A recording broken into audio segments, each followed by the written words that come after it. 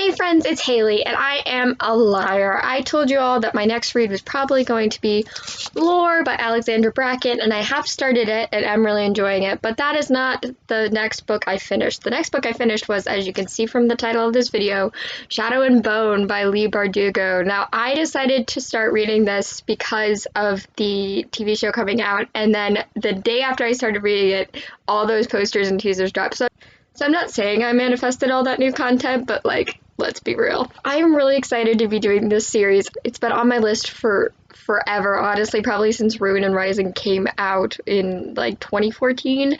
So I'm finally getting around to it. I have been spoiled for some things that are endgame. I've been spoiled on the ships and stuff. I know some of the way the story ends. I'm not going to spoil that in this video. This is going to be a spoiler-free book review first and then a spoiler-filled discussion. So you can stick around until I say there's going to be spoilers, and then if you haven't read the book and you want to dip out, that's totally fine. I'm actually participating in a read-along for the Grishaverse read-along. I'll post the Twitter page in the description down below, so you guys can check it out if you want to, if you like joining. It's a lead up to the release of Rule of Wolves, the second book in the Nikolai duology, which is set in the Grishaverse, and the obviously the TV show, which comes out April 23rd. I'm so excited. I've seen all the content and it looks so good, and I'm so pumped for this TV show. I can't wait to finish the book so I can compare and contrast between the two, and I'm just very excited. I'm going to get started with the spoiler-free review section. So if you didn't already know, Shadow and Bone is set in a world that's sort of based on Imperial Russia and sort of Eastern Europe. There are practitioners of this thing called the small science, which is basically what we would consider magical powers, but they don't consider magical powers. They use the elements around them to create things like fire and water and wind, and to heal and to do all sorts of things. And these people are called the Grisha. And our main character, Alina, finds out that she is a Grisha with a very special ability. She is a sun summoner, and that ability can be used to destroy the Shadow Fold, which is a sort of swath of darkness that is cutting our main country, Ravka, in half and cutting it off from its ports, and really just causing a lot of mess in the world for the people who live in this country, Ravka. So Alina is taken to the Grisha's palace. She's trained in the ways of the Grisha and to use her power to help manifest it so she can hopefully destroy the Shadowfold, and that's about all I can tell you without spoiling. So I'm just going to go into my thoughts about the book. Overall, I really enjoyed it. I know a lot of people say there are some cringe things about it, and I do get that. I can see where some people might not like Alina because she does have some maybe potential.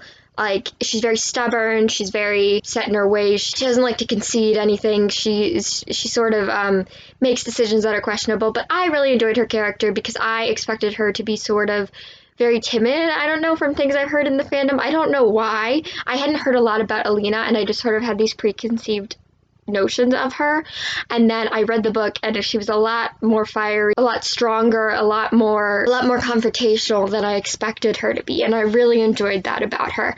She did make some decisions that I found questionable, but at the end of the day, I really did enjoy her character, and I thought that she was really interesting. So while I'm talking about characters, I'm going to talk about some of the other characters. So the head of the Grisha is the Darkling, who is sort of this mysterious figure who serves the king, but has a lot of power over the country and the Grisha themselves. And now, if you didn't know, the Darkling is someone who's talked a lot about in the fandom. I really enjoyed his character. I found the most fun I had was when he was on the pages. I know not everyone agrees with that, but I really enjoyed his character. Then there's Mal, who's Alina's childhood best friend and who she's kind of sort of a little bit in love with.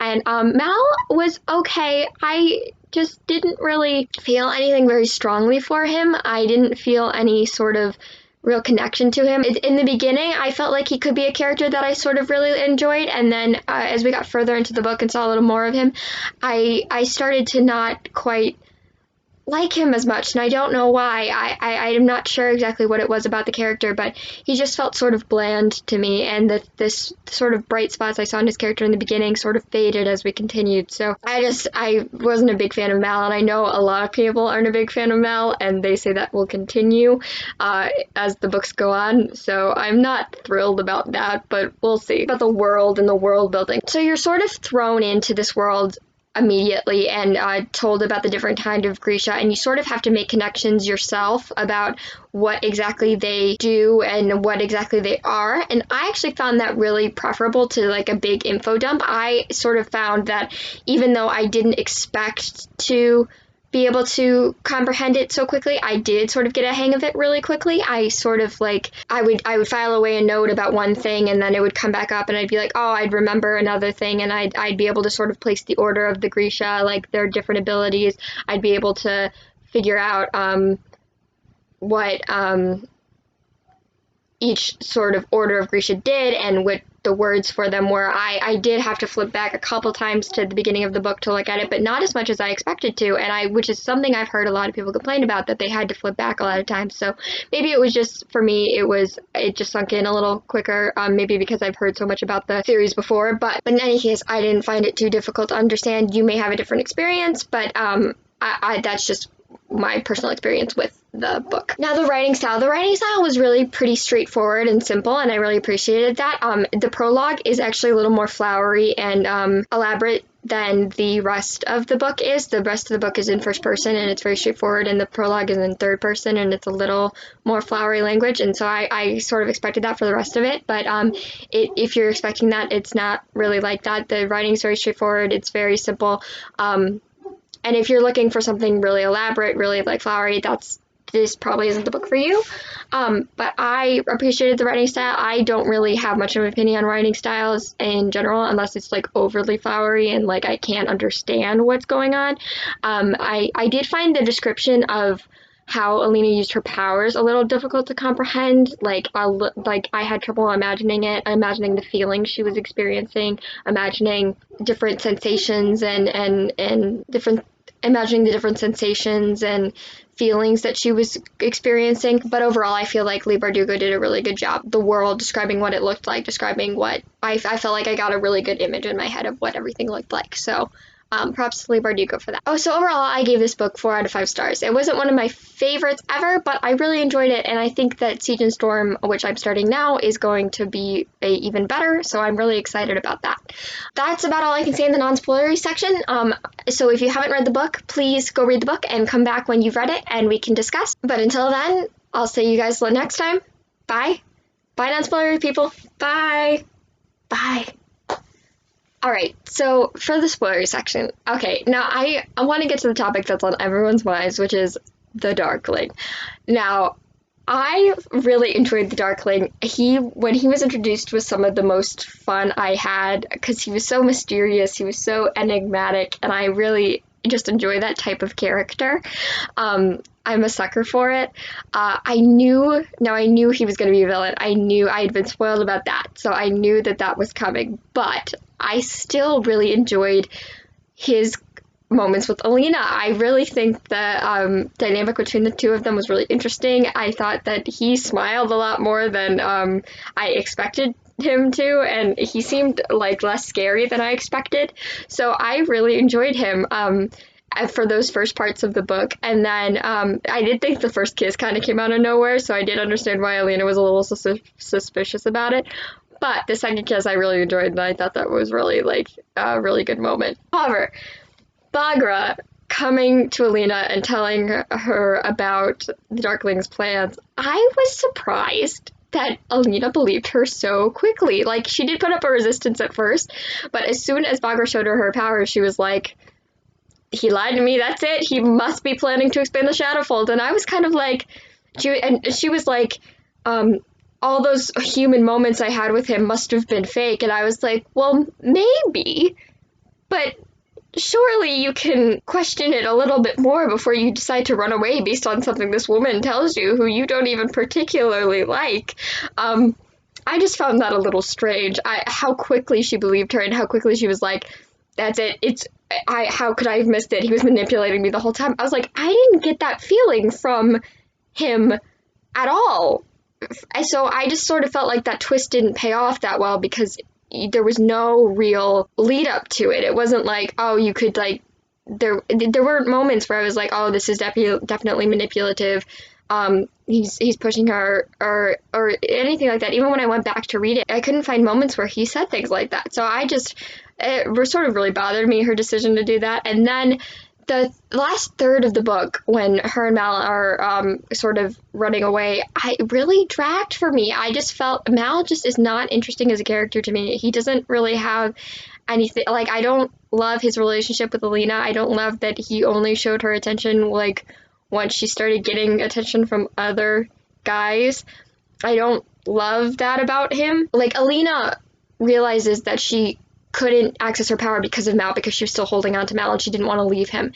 And she eventually has to let him go in order to access her power. And then all of a sudden, she's like back with him and she's like, no, we belong together. This is as important to me as my power. This is pure. And I just felt like it was such a step backwards, because she was literally making herself physically ill trying to hold on to Mal before then. And then she was all of a sudden like, this is in line with this is what makes me powerful, is my love for Mal. And I just found that very backwards and strange, and I just didn't really like it all that much. But when the Darkling came back in is when the book really picked up again for me, and I did feel a little bit like she was like, okay, well, we have to make this twist pay off, so I have to make him really evil, so he's got to do the thing to West Ravka, the expand the Shadowfold into West Ravka, which I sort of felt like came out of nowhere, because he did really seem like he was trying to do the right thing for his people. I found it strange that he would be like just like set an attack on a bunch of innocent people when he could have done it in like a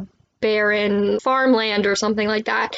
I just felt like we were like, let's make sure we drive in the point that he's really evil so that this twist pays off. But I sound like I'm not enjoying the book, but I gave it 4 out of 5 stars. I really did enjoy it. I enjoyed the time that Alina was with the Grisha the most. I really enjoyed that type of like fish out of water experience where you sort of are finding your footing and learning about all the different magic and meeting the different characters and sort of finding out how you fit into this world. I really enjoy that type of thing. The first like 2/3 of the book were probably my favorite. And then when the Darkling came back in, I really enjoyed it again because he's such an interesting character to me. I feel like his motivations are very complex and different and unexpected, and I feel like he really does feel like he's doing the best thing for his people, even though he's obviously very misguided. So I'm excited to see more of him.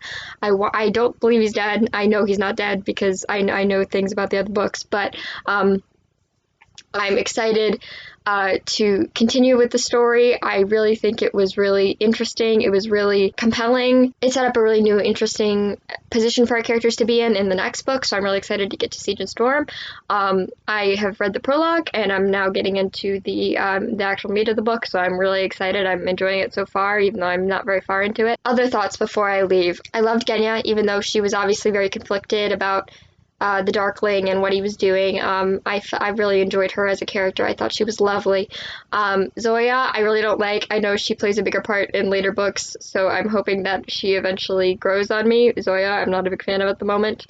And Baghra, I really enjoyed. I hope she's okay. I really enjoyed that type of character, the sort of stern, older, like, mentor who has maybe a heart of gold, and I really am interested in her relationship with the Darkling more. I really want to see more of that, so definitely a big fan of that. Really excited to see these characters in the next book. I'm excited to meet Nikolai. I know everyone talks about Nikolai and how much they love him, and I am super excited to meet him. I know he's in the next book, so I'm super excited to get to know him. So, yay! That's about all I have for you today. I'm going to be probably doing an Evermore book tag tomorrow, hopefully, if I can get to that. So stay tuned for that. And if you like this video, please hit the like button, comment, and subscribe. It really does help me out, and it makes me more inclined to make more videos for y'all if you are interested in them at all. I really appreciate all your support. If you guys have given me any, it means so much to me.